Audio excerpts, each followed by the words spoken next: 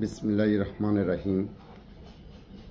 আজকে মানবাধিকার সামাজিকের উন্নয়ন কল্যাণ পরিষদের উদ্যোগে কিছু কথা জনগণের মাঝে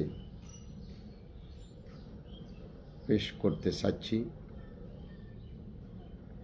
আজকে যারা রাজনৈতিক সহিংসতার মাধ্যমে ক্ষমতা আসে তারা চিন্তা করে 5 বছর ক্ষমতা পেলে এই 5 বছর ক্ষমতায় অপব্যবহার করে কোটি কোটি টাকা আত্মসাৎ করে নেয়। তারা জানে 5 বছর পরে ক্ষমতা নাও আসতে পারে। আর বহির্বিশ্বের জাপান তারা ক্ষমতায় আসে, তাদের যে কার্যক্রম তারা যে ওয়াদা করে সে ওয়াদা পালন না করলে ক্ষমতা ছেড়ে দেয়।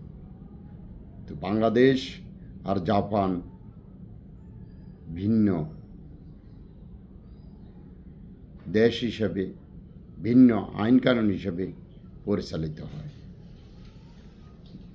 যাই হোক, আমি মানবাধিকার সামাজিক উন্নয়ন কল্যাণ পরিষদের চেয়ারম্যান আলী হায়দার আপনাদেরকে জানাচ্ছি, আপনারা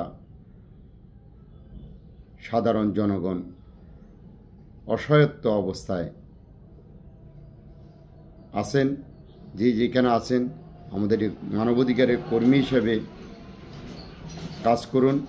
ইনশাআল্লাহ আমরা আমাদের দেশে সুন্দর একটা সভ্য রাষ্ট্র এবং সভ্য একটা সরকার গঠন করতে পারব। তা আমি আমার আহ্বানটুকু এটুকুই আশা করব, আপনারা ঘরে ঘরে মানবাধিকার কর্মী হন। সারা বিশ্বের যে কোনো জায়গায়, যে কোনো রাষ্ট্রের সভ্যতার মূল মানবাধিকার ফলো করে সারা বিশ্বের সভ্যতা নিয়ে এসেছে।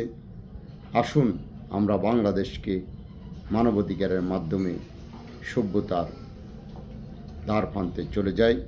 আমাদের আগামী প্রজন্ম আমাদের গণতন্ত্রের অধিকার রক্ষা করি। ইনশাআল্লাহ মানবাধিকারের কর্মী হওয়ার জন্য আজ আমাদের সাথে যোগাযোগ করুন। সবাই ভালো থাকুন, সুস্থ থাকুন। আসসালামু আলাইকুম।